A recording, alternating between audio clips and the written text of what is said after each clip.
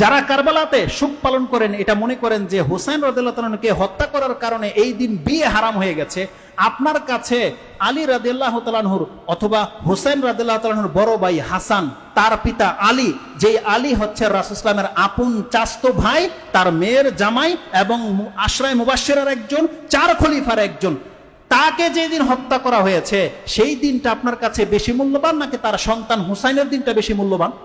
কোন দিনটা হওয়া উচিত ছিল? আপনার কাছে যদি আপনার ভাইয়ের মৃত্যুটা বেশি গ্রহণযোগ্য হয়, তাহলে আপনার বাবার মৃত্যুটা কি হবে আপনার কাছে? আপনার দাদার মৃত্যুটা কি হবে? আমাদের কাছে রাসূল সাল্লাল্লাহু আলাইহি ওয়াসাল্লামের পরে সবথেকে বেশি সম্মানিত হচ্ছে আবু বকর সিদ্দিক রাদিয়াল্লাহু তাআলা, তারপরের স্টেপে রয়েছে উমর রাদিয়াল্লাহু তাআলা, তারপরের স্টেপে রয়েছে ওসমান রাদিয়াল্লাহু তাআলা, তারপরের স্টেপে রয়েছে আলী রাদিয়াল্লাহু তাআলা, তারপরের স্টেপে রয়েছে হাসান রাদিয়াল্লাহু তাআলা, আর এই 5 জনের মধ্যে 4 জনকে শহীদ করা হয়েছে। আপনি ইতিহাসের খবর রাখেন না? উমর রাদিয়াল্লাহু তাআলাকে কোন ঠাইয়ে গিয়ে হত্যা করা হয়েছে?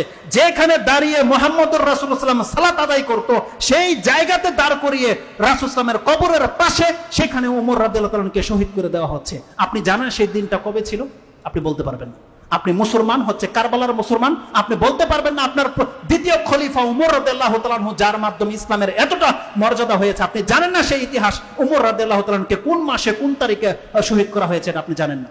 আপনি জানেন না ওসমান রাদিয়াল্লাহু তাআলা আনহুকে, যিনি কোরআনটাকে আমাদের পর্যন্ত এইভাবে পৌঁছে দিয়েছেন, তিনি, আপনি জানেন না যে তাকে কোন দিন হত্যা করা হয়েছে? আপনার সেই দিন সম্পর্কে খবর নাই। আরে যে হুসাইন সম্পর্কে কারবালার সৃষ্টি হয়ে গেছে, তার পিতাকে কবে হত্যা করা হয়েছে, শহীদ করা হয়েছে, মুসলিম সেই ইতিহাস জানে না।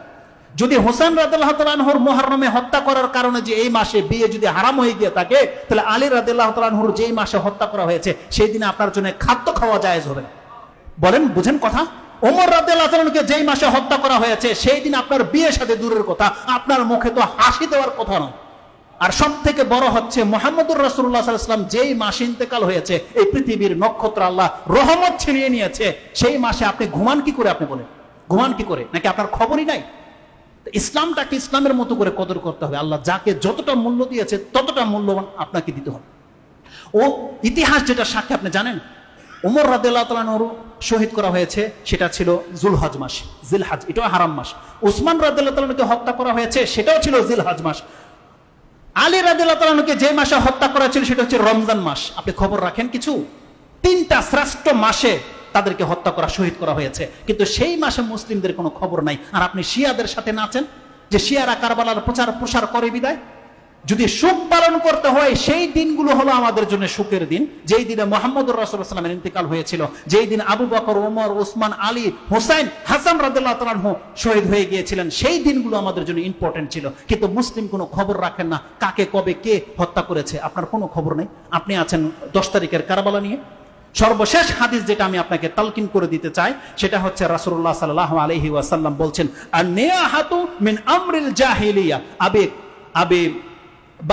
আবি মালিক তিনি বলছেন, রাসূলুল্লাহ সাল্লাল্লাহু আলাইহি ওয়াসাল্লাম বলেছেন, নিয়াহা মানে হচ্ছে রোদন করা, বিলাপ করা, এটা হচ্ছে আমরুল জাহিলিয়া, জাহিলিয়াতের যুগের কাজ, মানে ইসলাম আসার আগের কাজ ছিল এটা। ইযা লাম তাতুব কাবলা মাউতিহা, যেই ব্যক্তি এই সুখে রোদন করে, গাল চাপটায়, জামা ফাড়ে, সেই ব্যক্তি যদি মরার আগে তওবা না করে মরে, ইয়াকুমু ইয়াউমাল কিয়ামাতি ওয়া আলাইহি সিরবালুম মিন কিতারান তাতিরান।